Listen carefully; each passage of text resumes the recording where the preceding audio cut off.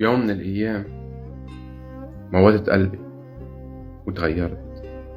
جربت أقسى وكابر في الحياة وارجع أوقع.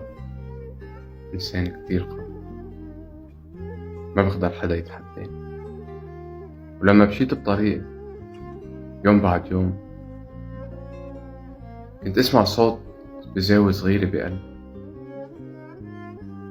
هيدي الزاوية الوحيدة اللي ضل بعيش، لأن فيها شخص لو ماتت كل الدنيا صعب يموت بقلبي. يا حبيبي قلبي مات والبعد سبب جنوني. شو قيمة هالحياة وانت غايب عن عيوني؟